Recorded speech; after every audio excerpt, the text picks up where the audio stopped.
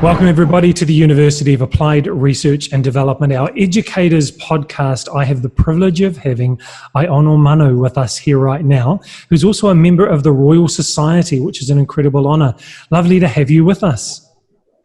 Thank you, Craig. Lovely to be here. Hey, look, I'd love for you to share with our students and the watchers and the listeners about your role that you're doing right now. Okay, so I'm the Senior Pasifika Manager at the Manukau Institute of Technology, and my role is working out of the Pasifika Development Office. The office recently launched a Pasifika Strategic Plan in December 2018, and my job is basically to make those words in that document come to life. So I'm part of the implementation process. Wow, and how much of your time is spent on that implementation? Is it all the time?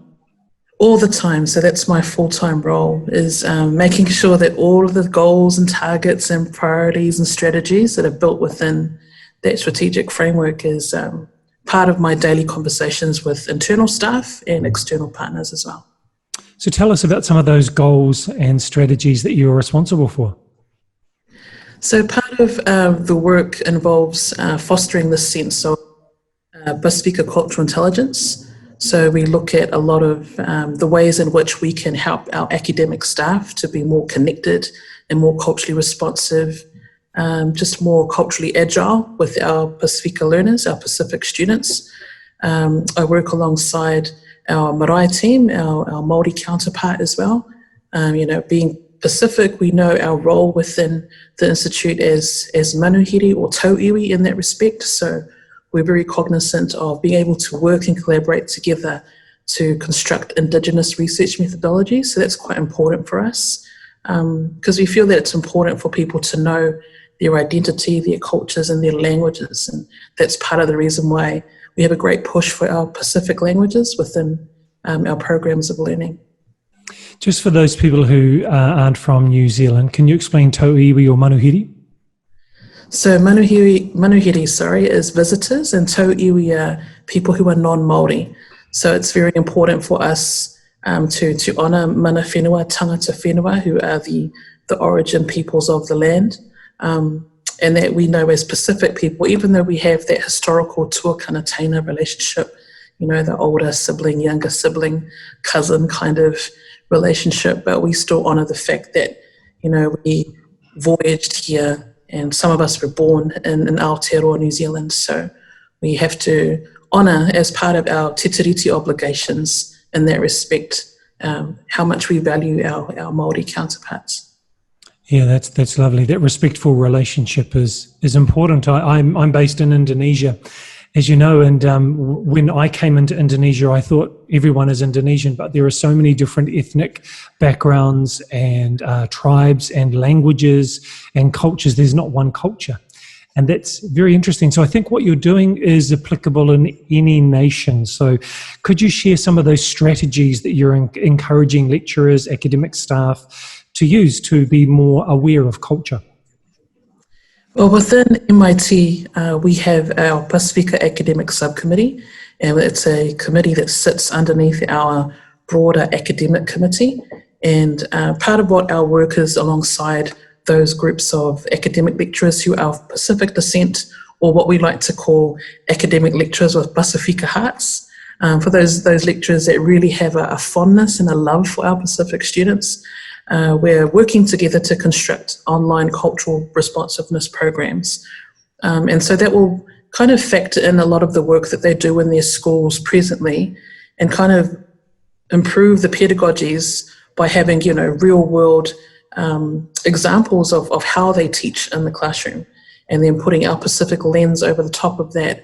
And hopefully through that process, we get to not just gently massage that in, but because I think about that analogy of baking a cake, we don't want to have Pacific pedagogies or andragogies as kind of the cherry on top, but we need to be part of the wet ingredients that combine with the typical Western cultural paradigms, which are, in my view, are the dry ingredients that we get to combine and work well together to add the flavour before the baking process. So I think it's important for us to be part of the cake mixture and not just the icing at the top.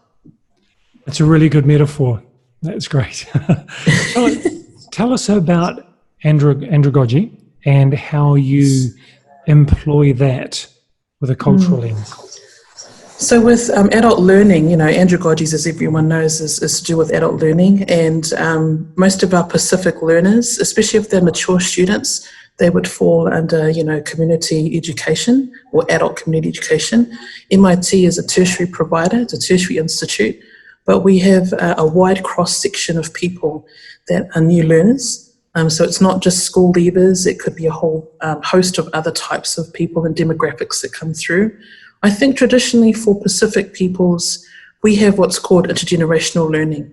So all of our learning happens in the home. I remember growing up with grandparents. I learned a lot of skills, transferable skills, lots of ways of thinking and ways of being that I think as an adult I've been able to kind of have that as a part of my lifelong learning passion. So I think growing up with older parents in that sense, and the parents of my parents in terms of those generations, has really fostered that love of discovering new things, being critical thinkers. And those are not necessarily aspects or attributes that are associated with Pacific learning or Indigenous ways of learning. I think just because they're not written down and documented in that way, it doesn't mean they're not valued in oral traditions as well. So yeah, for me, andragogy it's an ongoing process that centers on conversations that work with people and getting to know your learner. I have this phrase, reach before you teach.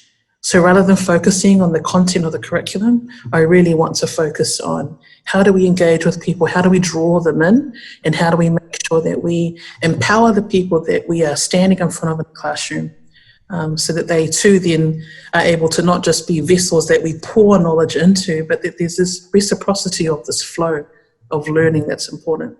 Have you trademarked that? Have I trademarked? Reach before you teach.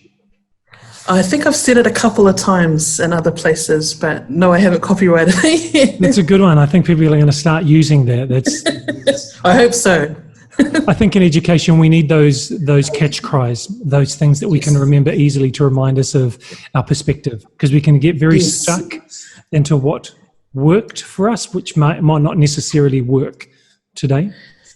Yeah, that's right. I mean, I think that's how, in terms of my own learning journey, I've been able to respond well to teachers that really had a heart to understand who I was as an individual.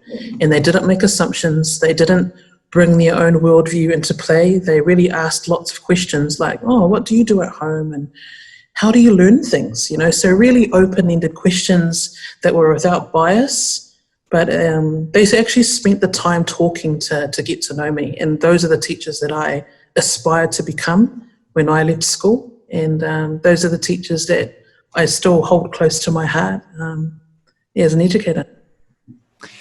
How about we shift gears and tell us about your doctoral thesis, your topic of your research and the process you've been through with that? Yeah, so the topic of the thesis is You Need to Find My Voice, which is focusing on the student voice of successful Pacific students in Aotearoa, New Zealand high schools.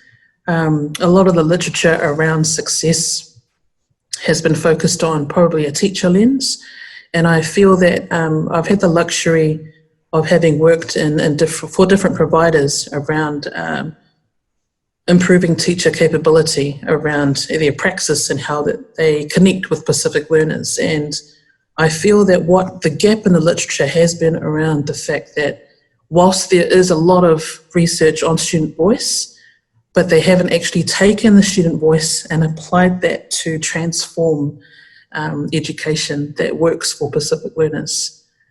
So I feel that is something that's important and it needs to be drawn on. So rather than telling students what works for them, you need to ask them and ask specifically those successful students so that we can take what they've said and apply it to, things that we need to look at in the sector and help improve that. But not just improve, but dramatically transform it.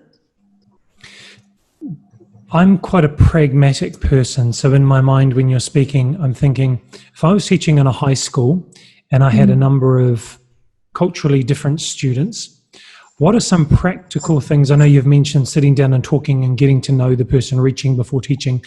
What are some other strategies, some practical things I could do in my classroom to increase the success for that student?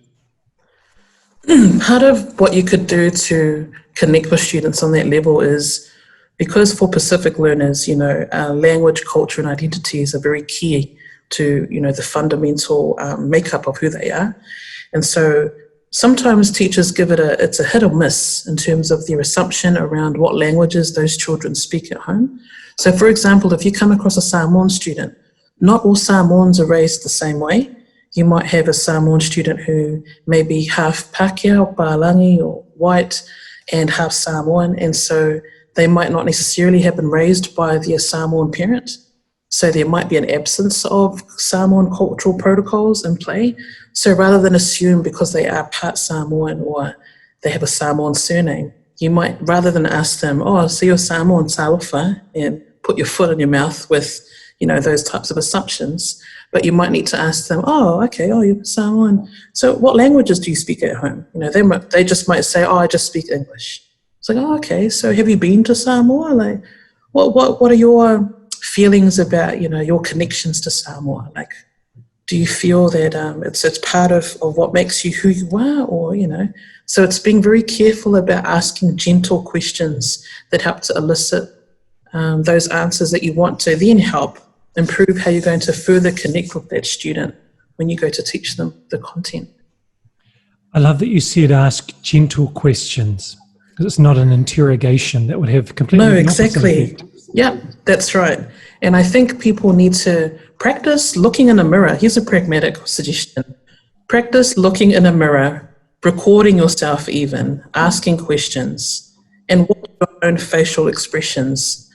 Because you might not know that the way that you ask questions not only sounds like it's expecting a confrontation, but it's delivered in a way that does sound like it comes across as an interrogation rather than a collaboration. So you're wanting to actually connect with a student, not distance yourself from them.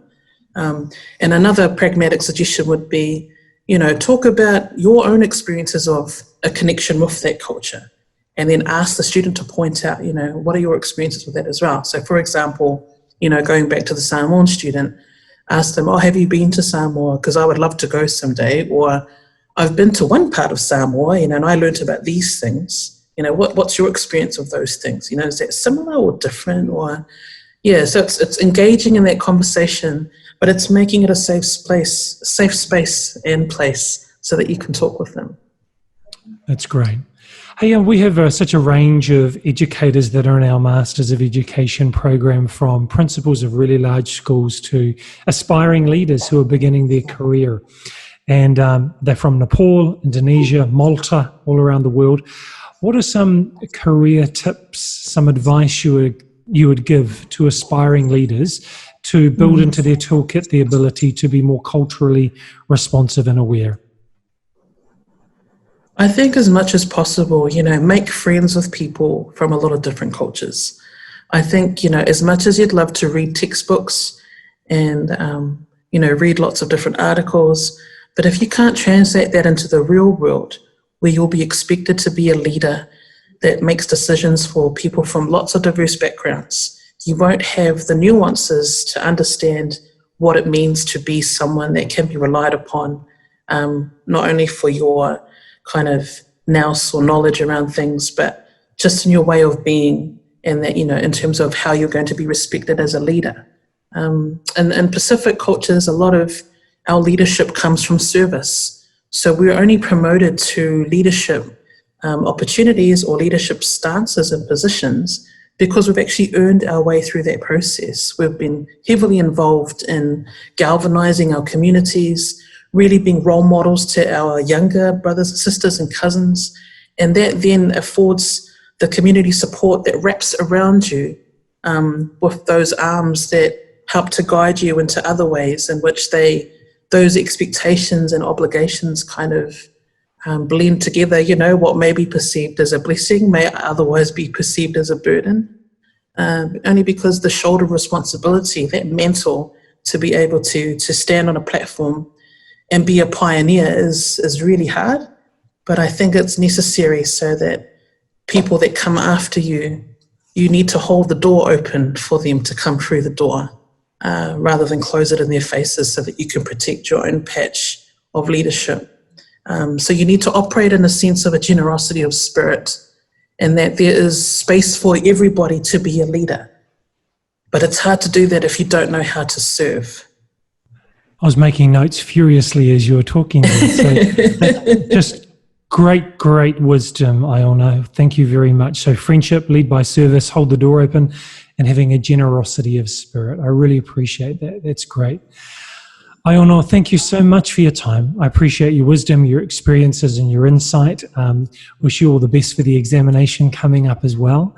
Thank you. Just wish you all the best. Thank you so much. You're welcome. Thank you.